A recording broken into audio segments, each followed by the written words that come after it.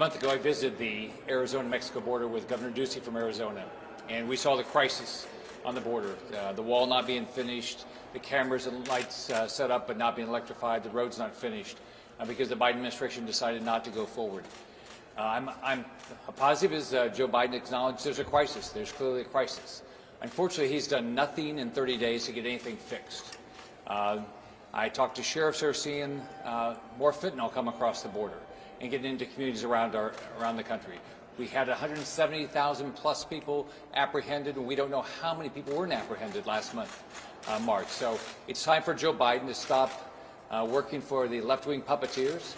It's time for him to do his job, show some real leadership, and secure a border. Leader McConnell. Leader McConnell. Pelosi said on Friday that she wanted to continue pushing for this January 6th commission. She said she was going to send over another proposal in a letter to her colleagues. Have you received her new proposal, and where do things stand on a January 6th commission? Well, I've had no discussions with her, but the way to go forward with a 9/11 type commission on the events of January 6th is twofold. Number one, the commission needs to be balanced. And number two, the scope of it needs to deal with a little bit broader than just January the 6th.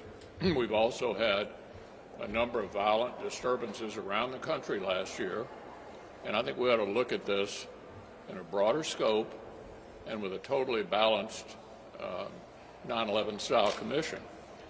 If she were willing to put that forward, I think it would enjoy broad bipartisan support. But you see no evidence that she has amended or changed her initiative. I can only tell you we've not talked about it.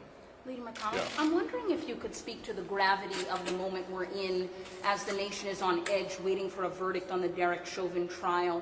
An acquittal would assuredly exacerbate the anger so many black Americans feel about what is often described as a dual system of justice in this country.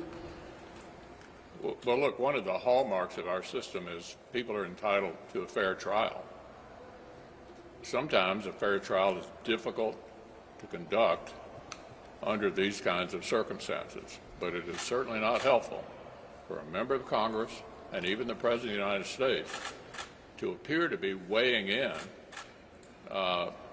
in public while the jury is trying to sort through this significant case. They're entitled to a fair trial, and hopefully that's what will happen in Minneapolis. Leader McConnell. You know, as we wait for a Chauvin verdict, some Democrats say the Justice and Policing Act should be passed through the Senate, and of course we know Senate Democrats have already rejected Senator Tim Scott's 2020 counter proposal. Do you think Congress and the Senate is doing enough for racial justice and police reform in this country? well, on police reform, your question implies the answer. We were prepared last year when Republicans were in the majority in the Senate to take up and hopefully pass an important police reform bill. It had been crafted by Senator Tim Scott, who's experienced some of the issues that bring this to the fore. And yet the Democrats, who are now decrying the use of the filibuster, used it repeatedly to keep us from even bringing the bill up and having a debate. We're still open to looking at police reform, but it ought to come up before the Senate, open for amendment, and our ideas, led by Senator Tim Scott, ought not to be just summarily dismissed in the process.